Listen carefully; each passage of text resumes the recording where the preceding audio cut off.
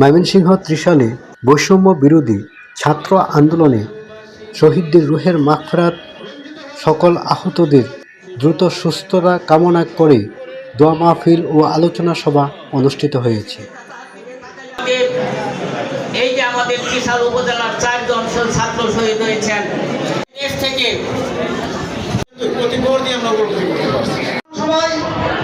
আমি সবার আগে পালন করেছেন। তার পরিবার 1971 সালে সবাইকে পড়াশোনায় একমাত্র ধর্ম শিক্ষায় শিক্ষিত যারা এবং তাদেরকে আমরা সাধারণভাবে চিহ্নিত করে মাদ্রাসায় লেখাপড়া করেছে, এইখান থেকে শিক্ষিত হয়েছে, তাদেরকে সরাসরি আলেম বলা হয়। সন্তানের আর্তনাদ, মা মা আমি এসে পড়েছি, মা তুমি কেঁদো না, তুমি শুনেছো যে আমি মরে গিয়েছি, আসলে আমি মরে নাই, আমি শুধু তোমার চুলের আড়াল হয়েছি, কিন্তু তোমার অন্তরের আড়াল হতে পারিনি। আল্লাহ তাআলা তৌফিক দান করেন, আল্লাহর কাছে সেই শুভ কামনা করছি।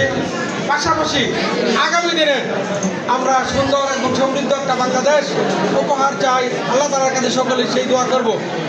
সর্বোপরি আপনাদের অনেক সময় ধৈর্য ধরে আপনারা বক্তব্য শুনেছেন, সকলে অত্যন্ত সুন্দর সুন্দর আলোচনা করেছেন, সকলের কথাগুলো আপনারা বুকে ধারণ করবেন। আগামী দিনে সুন্দর এবং সমৃদ্ধিশালী বাংলাদেশ আমরা দেখতে চাই। আর আগামী দিনে আরও সুন্দরভাবে যেন তারা নেতৃত্ব দিতে পারে, জাতির সামনে অন্ধকারকে ঠেলে দিয়ে আলোকময় উজ্জ্বল একটা প্রদীপ এই দেশে তারা উপহার দিতে পারে। আমরা জানি এই চলার পথটা কী হয়, কুশভাস্তির জন্য কণ্ঠকাকীর্ণ, এই কণ্ঠকাকীর্ণ পথকে উপেক্ষা করে আগামী দিনে আর তারা ভালো কাজ করতে পারবে সেই আশাবাদ ব্যক্ত করে আমি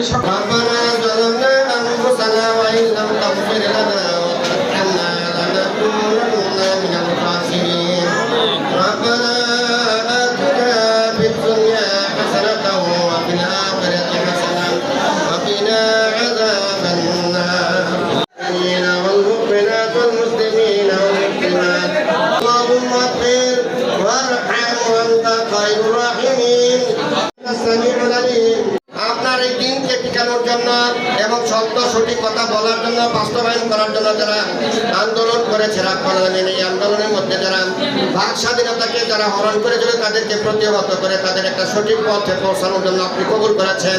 তেমনি ভাবে আজকে তাদেরকে সহ আমাদের প্রত্যেকে হায়াতে তৈয়বা দান করে দিন। আলহামদুলিল্লাহি রাব্বিল আলামিন।